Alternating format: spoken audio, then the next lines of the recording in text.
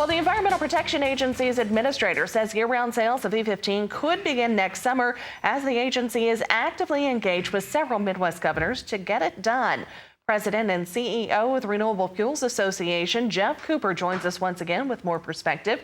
And Jeff, as always, thanks for your time here this morning.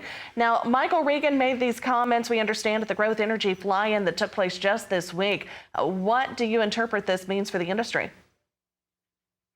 Well, we're encouraged to hear Administrator Regan's comments this week, and he's shared similar comments with our organization as well.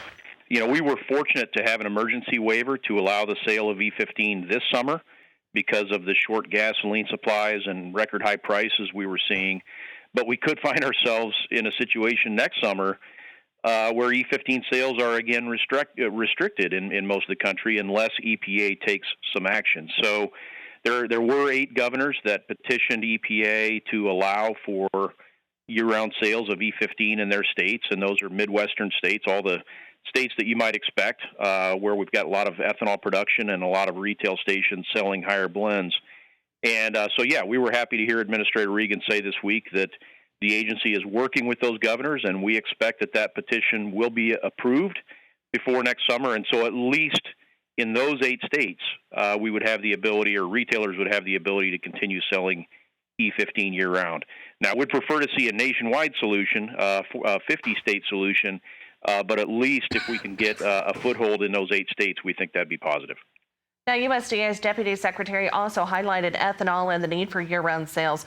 Do you see any hurdles in moving the process forward? Well, the biggest hurdle is how do we make it, a nationwide solution? And so we are working on getting legislation through Congress that would provide a 50-state solution to this problem. We got a bill through the House earlier this year that removes this barrier, but now that would need to go through the Senate, and we see, unfortunately, limited opportunities to do that before the end of this year.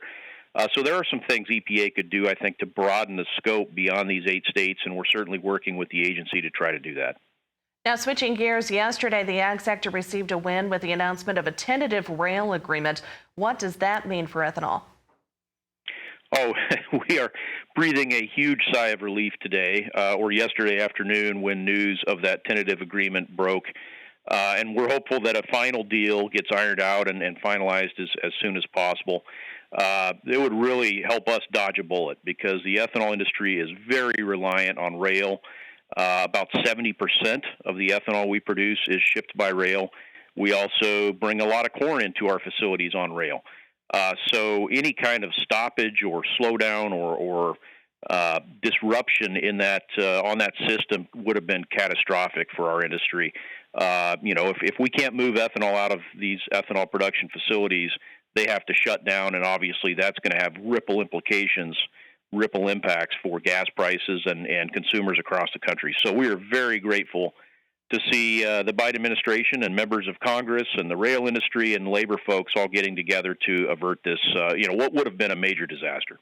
All right, Jeff, as always, thanks for your insight today. President and CEO of the Renewable Fuels Association, Jeff Cooper, connecting with us. You can go online to ethanolrfa.org for more information.